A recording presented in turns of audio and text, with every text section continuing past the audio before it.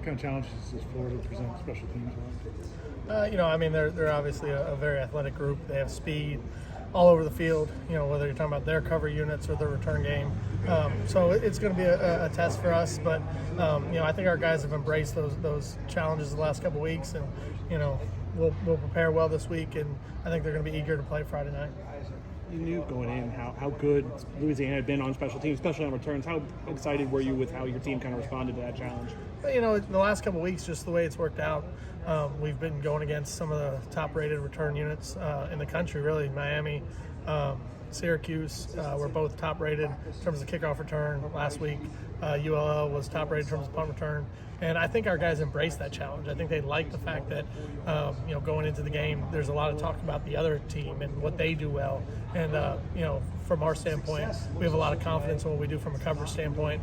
And our guys were excited for the challenge, and they did a great job. I mean, I think we set the tone with, on that first kickoff return, Brendan Gant did a tremendous job. And the rest of the day, it just kind of went away. I think they lost a little bit of their confidence after that. This D-line group spaced a lot of scrimmage quarterbacks and the ends too. What's different about Anthony compared to the other guys? I think just the sheer nature of his size. I mean, I think that's a different thing. You got to be physical at the point of attack. He has the physicality to break tackles and the size to break tackles, and we need to bring it. We need to bring our pads like we were tackling a tailback or anybody else who's in a skill position that's a bigger player. And you see him make a lot of plays after contact, and we got to do a great job of not only not allowing the scramble to start, but then when we have opportunity to make a play on him, make the play. You guys, it seems like you guys have gotten better at that as the year's gone on in terms of like finishing plays and things like that. Are you pleased with how that's developed in terms of making the plays on the quarterback? Yeah, I mean, I think as the year's gone on, experience obviously is valuable.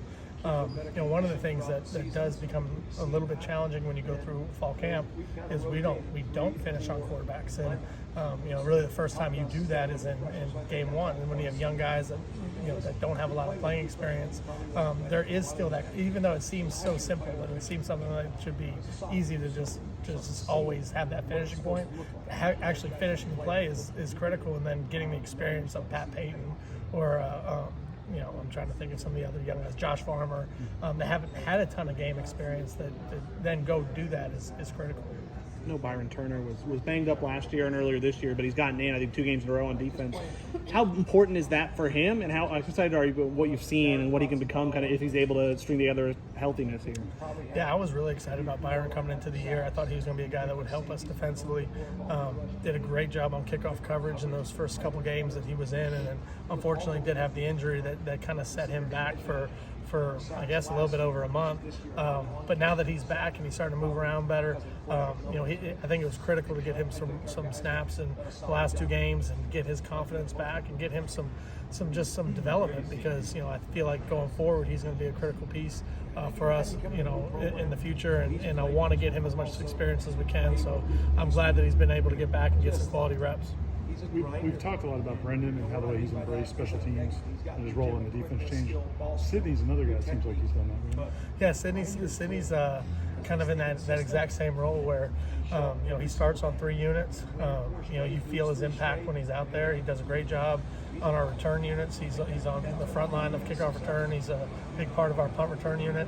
And then last week it showed up obviously on kickoff coverage. Went down, made a play, forced the penalty. I mean, he's done a nice job. And those guys are so valuable because not everybody. There's only 11 starters on offense and defense, right? So you still need those guys that might not start or play a lot on the other side of the ball to embrace the role that they have and how they can help the team. And Sidney's done a great job on special teams.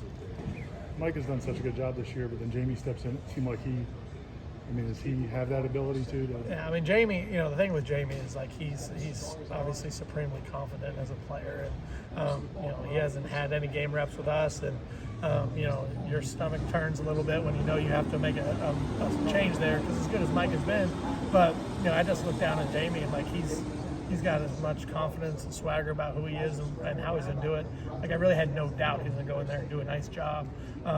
But for him to hit the first one, like, he kind of attacked the ball, caught it, and I was like, okay, he's ready to go. And I thought he was going to pop that one out, really, the first return he had. So he did a great job, and it's good to have a couple guys back there that you're confident in.